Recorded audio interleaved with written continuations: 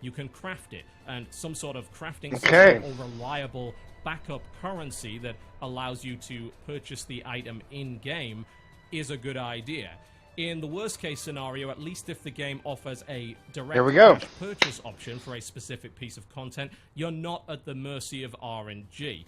When a system does do some Overwatch competitive play. As far as I'm concerned, the loot box is hopefully Total Biscuit isn't too distracting off on the side there. The reason I think why we get so much hostility to systems like Overwatch is that it's a perception problem. It is a system that generates disappointment within the player, and that causes the player to become upset and lessens their overall enjoyment. You can say as much as you want, and I will say this as much as I want, because I've defended that system in the past and I will continue to, that the content is merely cosmetic, and as a result it is not of importance. However, if that content was not enjoyable to acquire and use, then it wouldn't be in the game to begin with. It wouldn't be generating profit for Blizzard in the first place. It obviously affects the enjoyment of the player to some extent, even if it doesn't affect the game itself. If a player believes that the acquisition rate for loot boxes is too low, or that loot boxes are full of worthless junk, then their overall enjoyment level for the title is going to decrease. There's no doubt about that. Long queue time. You can argue till the cows come home about good implementations and bad implementations of the loot box, but there's no doubt that opening a box and receiving nothing but a lump of coal is going to disappoint pretty much everybody, and you can't invalidate that feeling.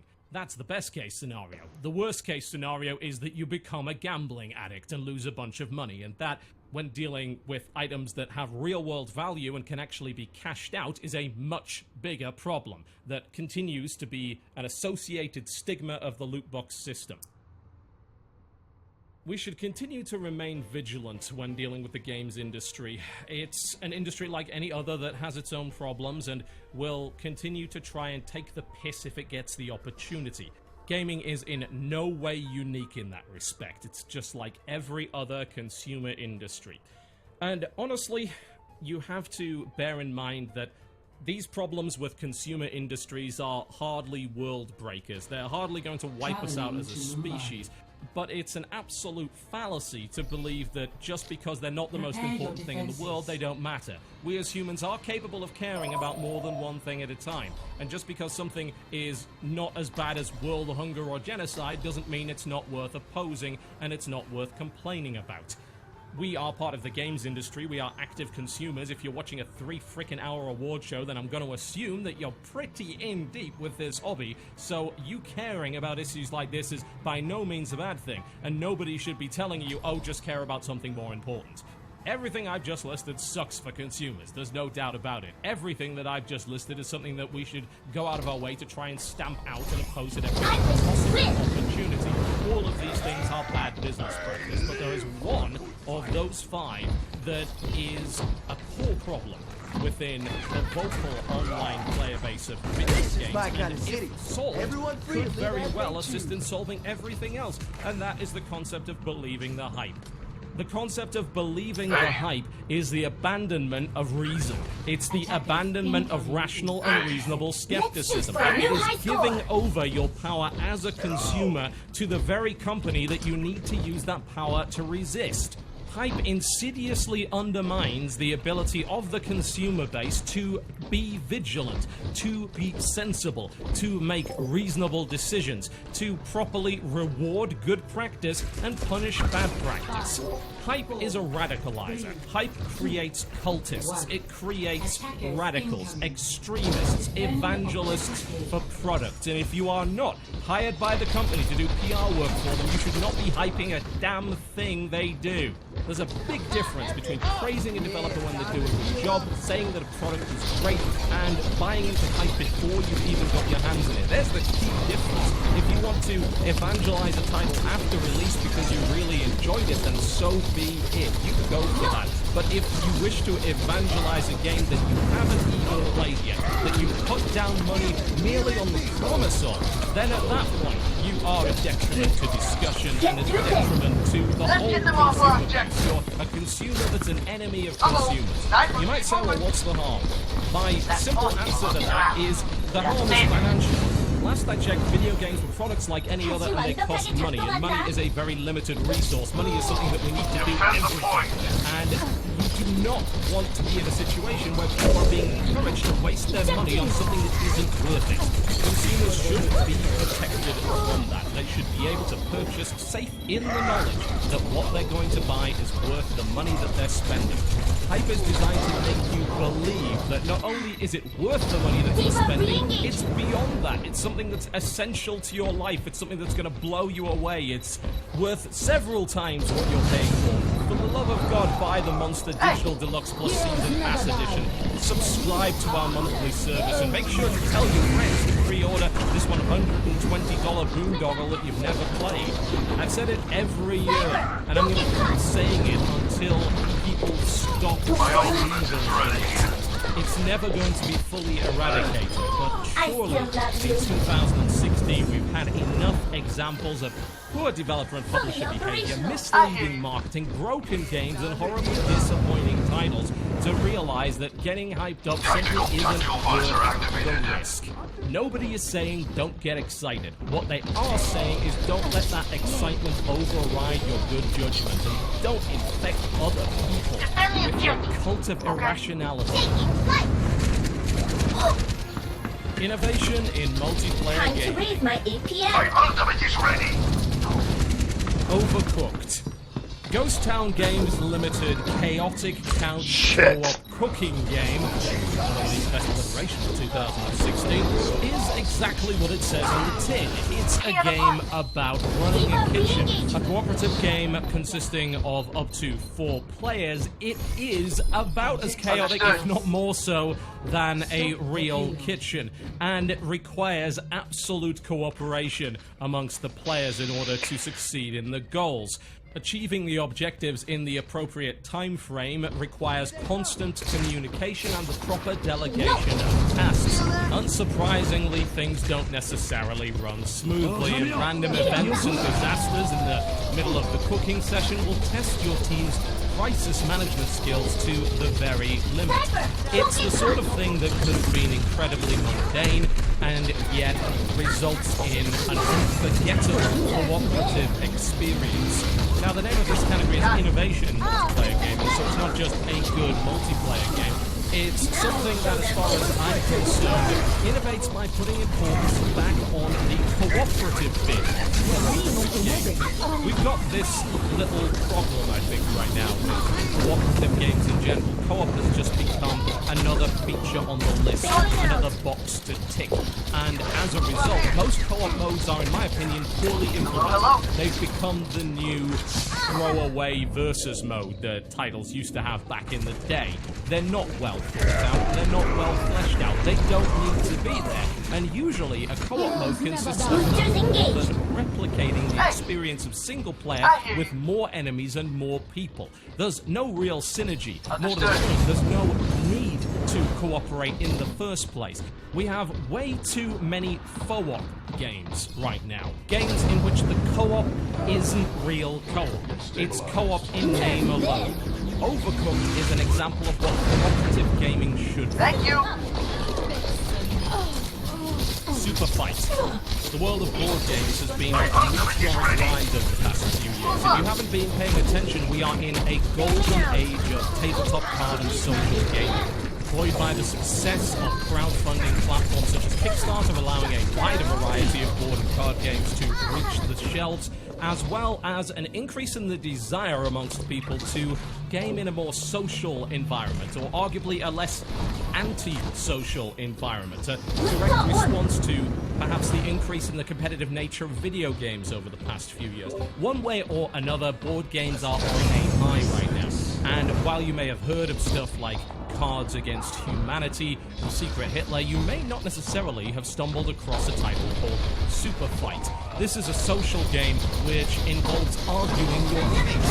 It's a title about made-up superheroes, taking various cards that were either given to you and chosen by you or chosen to sabotage you by another player, you must make an impassioned argument for the strength of your particular custom-made-up superhero versus the made-up supervillain. And this game has now made its way to the PC platform in two different forms. The first being DLC for the Tabletop Simulator program, which simply presents you with a set of cards and you have to enforce the rules yourself, and another version that has been customized to take full advantage of the transition from physical to digital media. Quite a few board games have made their way over to the digital platform, and one of the big advantages of doing that is that the computer can enforce and remember the rules for you. This is, of course, the situation with Super Fight, but honestly, that game really doesn't have an awful lot to do with the rules. It doesn't have that many rules. It's more of a social experience which involves arguing and choosing a winner arbitrarily. That's not the sort of thing that usually works in video games. You have to have a specific set of rules and usually a binary conclusion. That's how software works. And it doesn't deal all that well with the concept of players making their own decisions based on the whims of a human brain. The developers of Super Fight on PC were able to get around this problem using, of course, the power of player votes, but also integrating the Twitch platform. Now, this makes complete sense for a game like Super Fight because it's essentially a game of improv. It can and has been played as part of an entertainment show.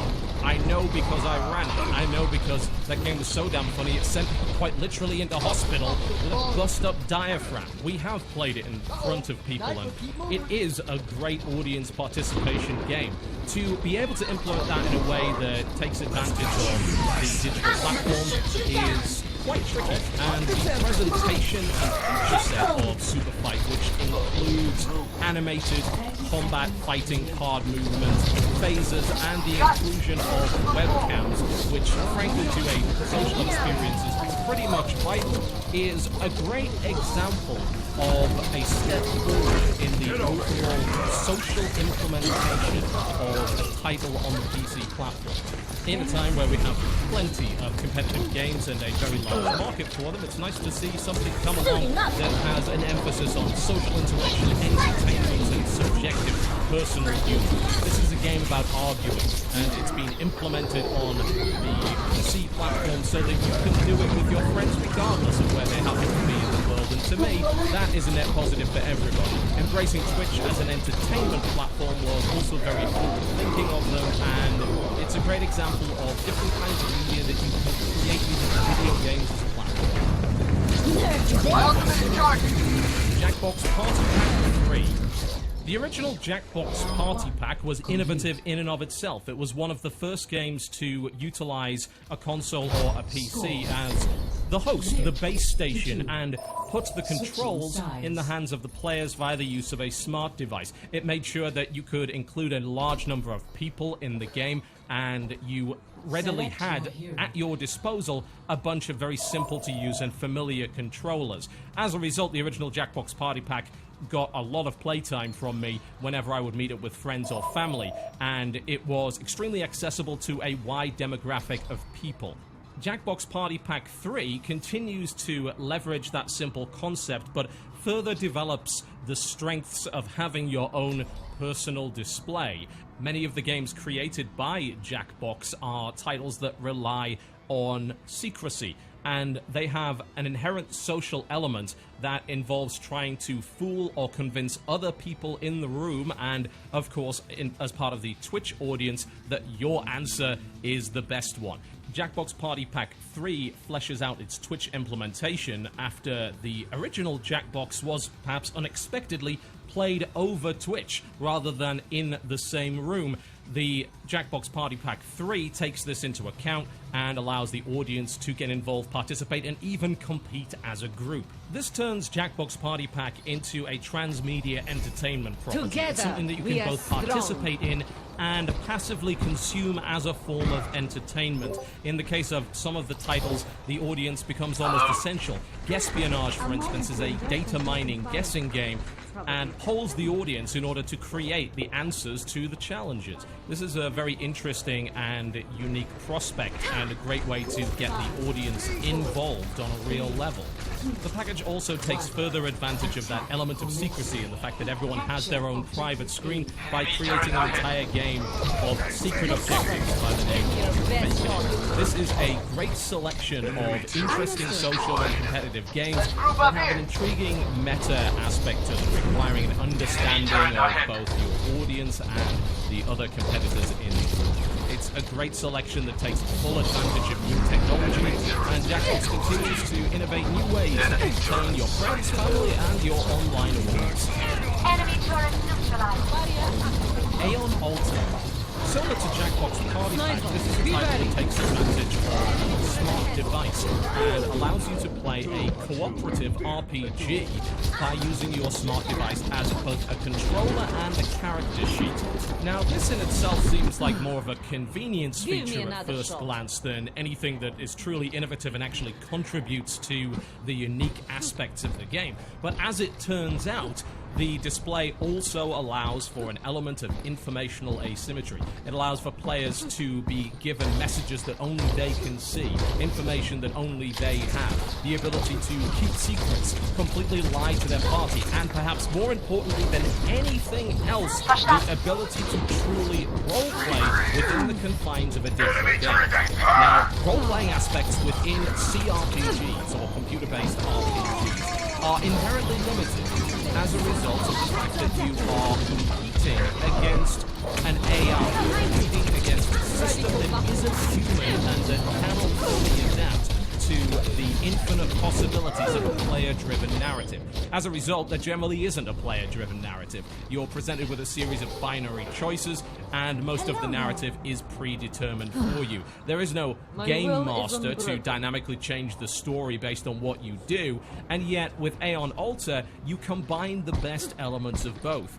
You create a computer-focused combat system that keeps track of all the rules and stats. You create an interesting visual experience. You don't require your imagination, and yet you lose in that key part of player decision and storytelling. I would be amiss not to mention the convenience factor here as well. The setup of a pen-and-paper game can be quite challenging. The requirement of a game master to oversee the proceedings and create most of the narrative, simply interpret something that's been pre-written for them, is a factor that gets in the way of people playing pen-and-paper RPG. The ability to just sit down, throw it up on the screen, and bring up your phone and continue where you left off is an excellent convenience feature. It vastly lowers the barrier to entry and setup time, and could be very appealing to those that would not necessarily be attracted to traditional pen-and-paper RPGs. Aeon Alter is an interesting, innovative, and modern spin on the idea of pen-and-paper RPGs, but using the advantages of a digital medium. It's a hybrid of both, and a combination arguably the best of both. Keep talking and nobody explodes. This is a game about long diffusion, and this is a game that relies on informational asymmetry to create a compelling close-co-op experience. One player is the bomb diffuser. They can see the bomb, they can rotate and interact with the device. The other player is the advisor, and they have all of the information that you will need to defuse the bomb. The problem is that all of that information is contained within a fairly weighty manual, and each bomb is generated from a wide variety of different parts, and as a result has a huge number of different rules and exceptions that apply to it. It is not possible for the bomb diffuser to work without the bomb advisor, and the bomb advisor can't do anything without the bomb diffuser. All of this is done under a very strict time limit with, of course, real failure states. If you cut below a player, that is it, you lose, and that creates a very tense situation. The bomb diffuser has to describe the design of the bomb to the bomb advisor, and the bomb advisor, who cannot see the bomb, has to then relay information back to the bomb diffuser that has no idea what to do. The huge variety of different bombs available as a result of all of these interlocking and interdependent rules and exceptions means that no experience is the same every time. And the tense situation that can be generated as a result of this not to mention the potential broken friendships due to the overwhelming reliance on good communication, results in a game that is very compelling to play. The optional inclusion of a virtual reality element is a nice little cherry on top, a further piece of tension-inducing immersion that ensures that this game is going to be extremely memorable to everybody that plays it. In 2016, multiplayer is not exactly a unique feature anymore.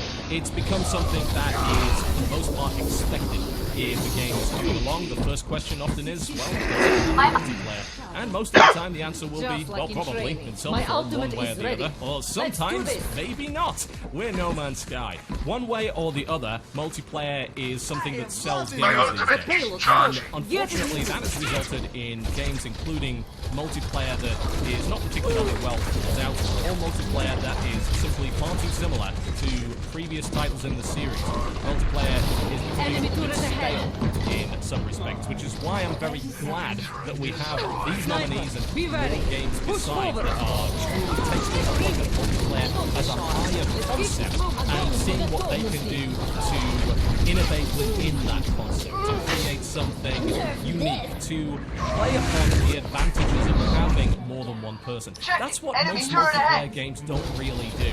You could, in theory, have most multiplayer games operate with a series of bots, and a lot of people wouldn't be able to tell the difference. It doesn't make a difference as to whether or not there's a human on the other end of it.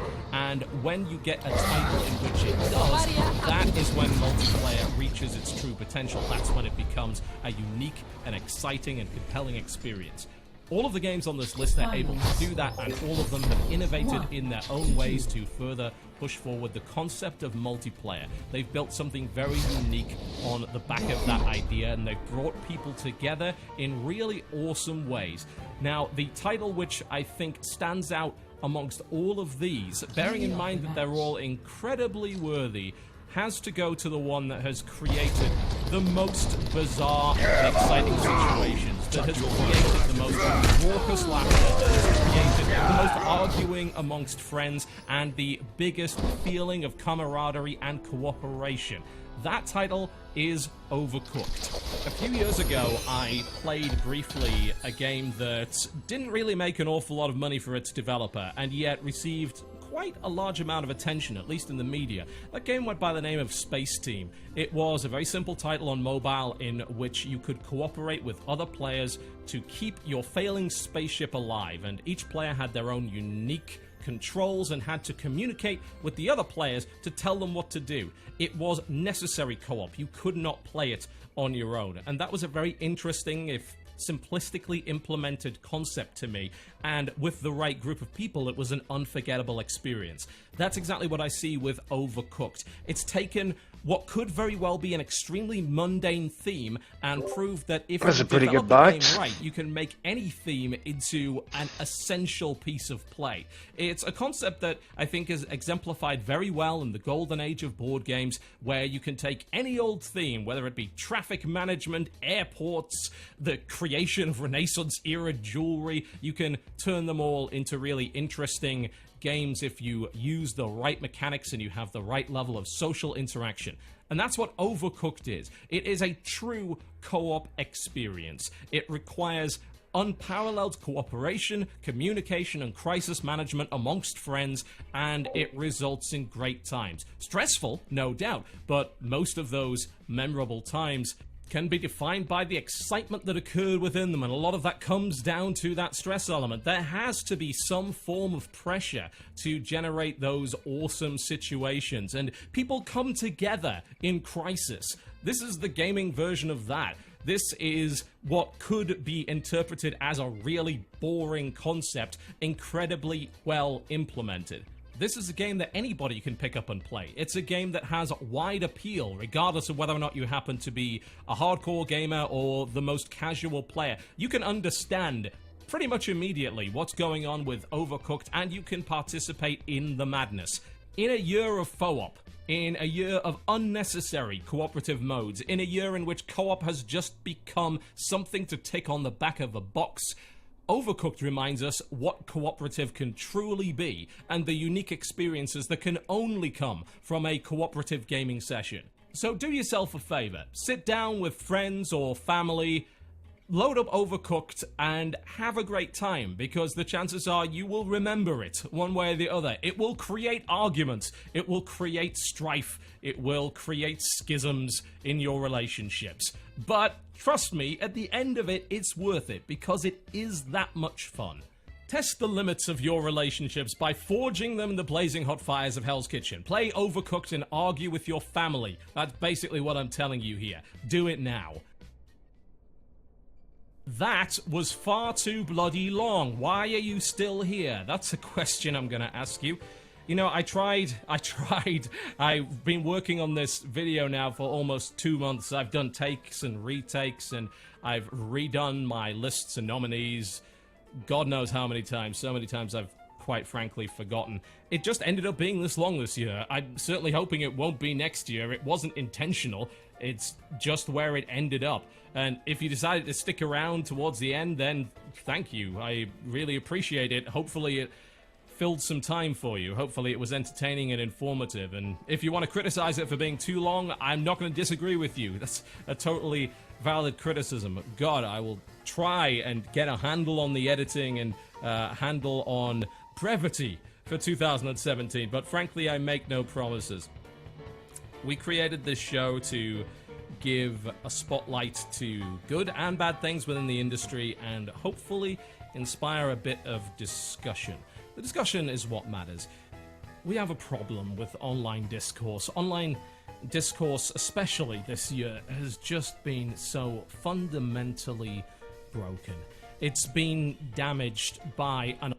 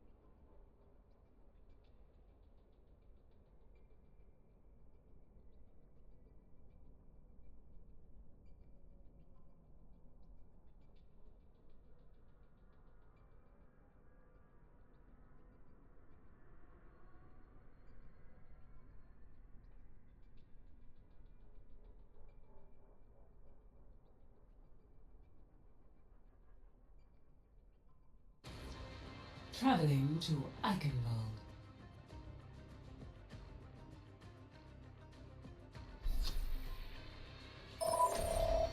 Select your hero.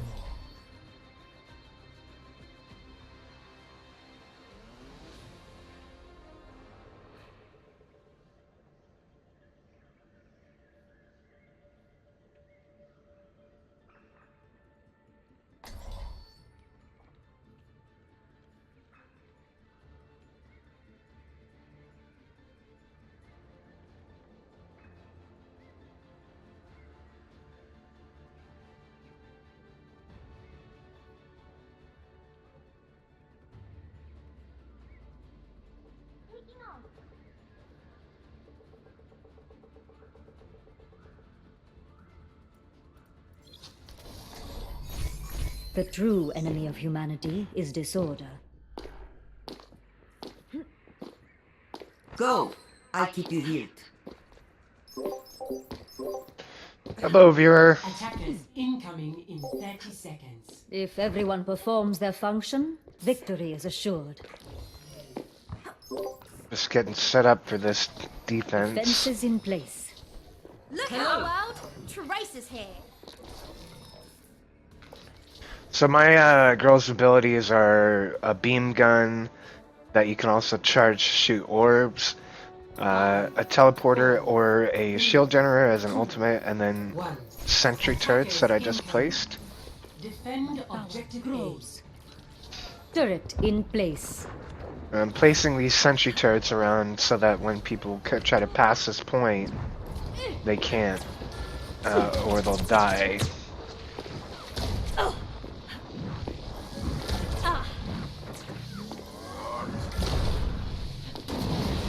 My sentry was destroyed.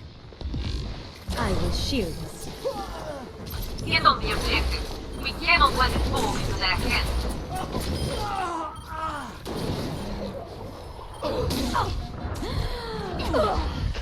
I'm not hearing some sound for some reason.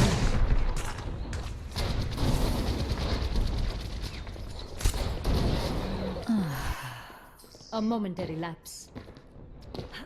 Protect the objective.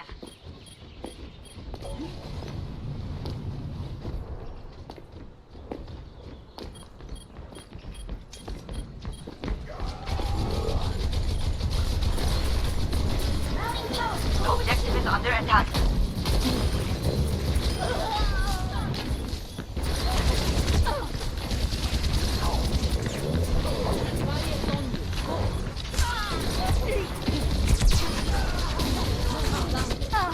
Fuck!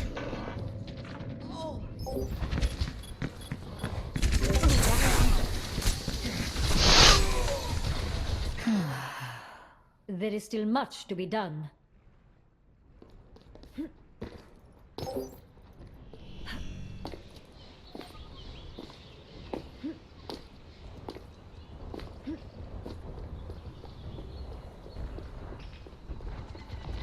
Get healed.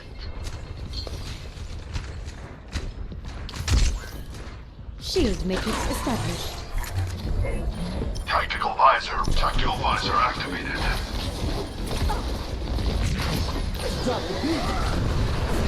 Fire at will. You're powered up. Get in there.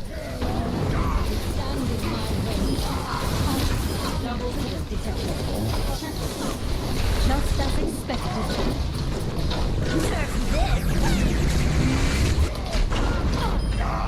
Get back.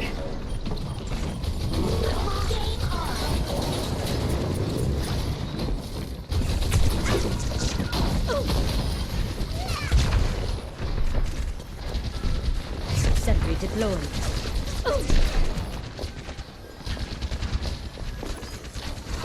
Photon barrier deployed.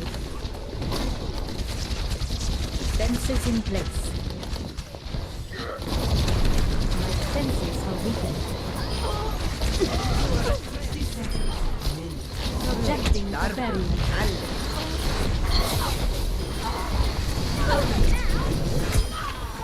Double kill. Much better. From light into dark. I've Got you in my sights. Tactical visor activated. This will protect you. 30 seconds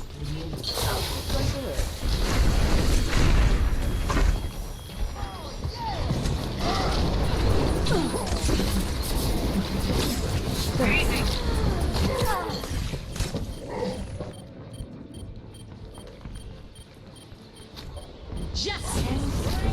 Keep your heads down. We've almost got this. I will follow my path. Get healed. Overtime.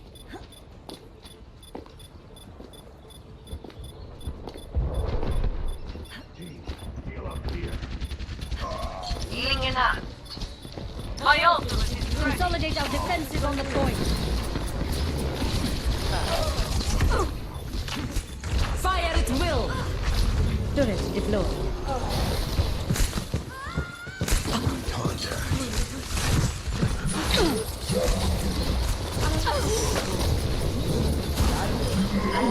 Detected. Round 1 complete. Piece of cake. Score 0-0. Switching sides.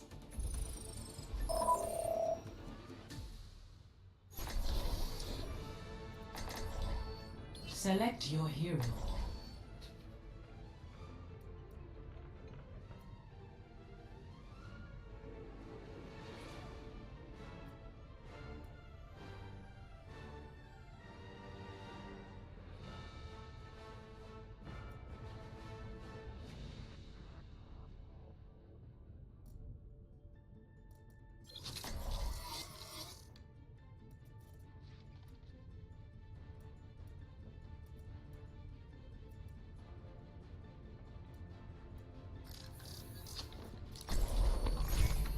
Imagination is the essence of discovery.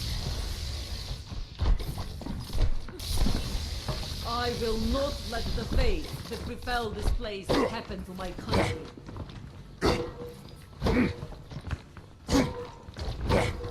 For a man of your years, you're looking pretty good, Jack.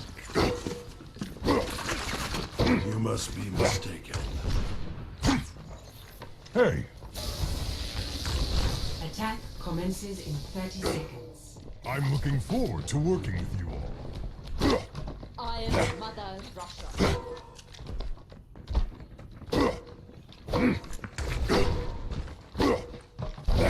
You're covered.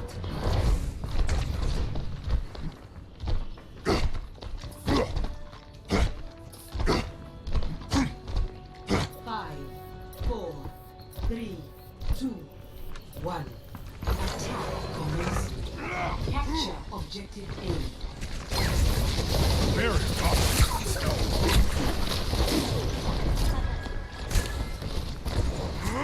Splashdown. I'm on the objective.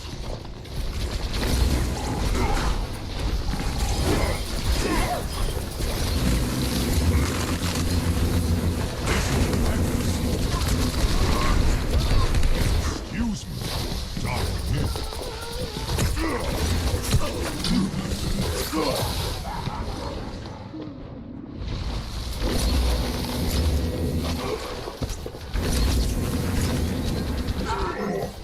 It's okay, we got the turrets. That's a big part. Experimentation required.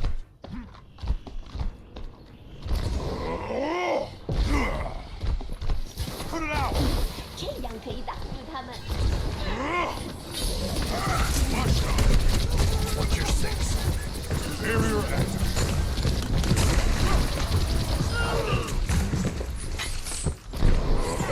Sterben nicht. I'm taking the objective. Converge on me.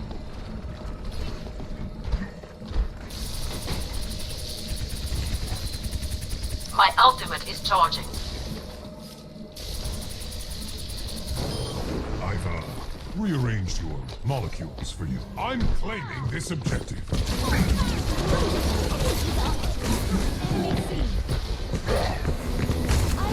Heroes never die.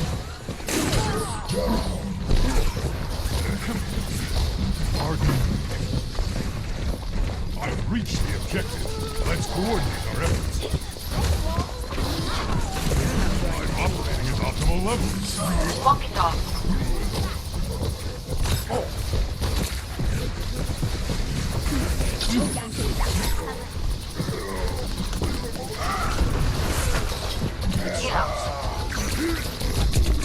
I claim this objective. Incoming! Nanoboost administered. I am unstoppable!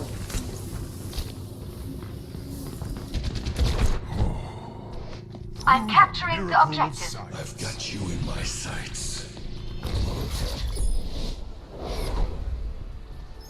Easy. Final score 1-0.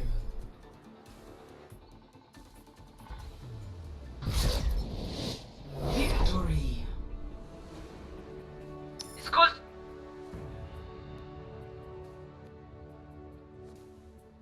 Play of the match.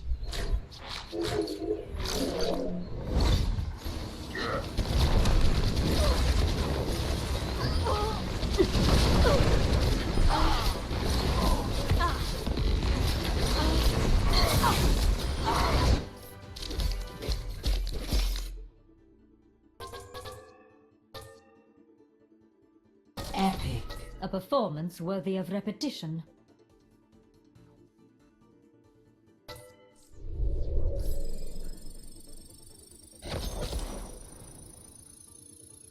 Did you see that pro block on oh.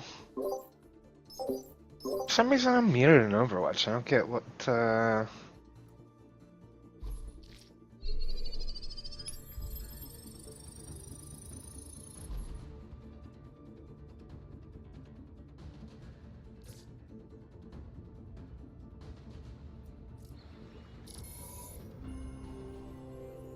have to look that up.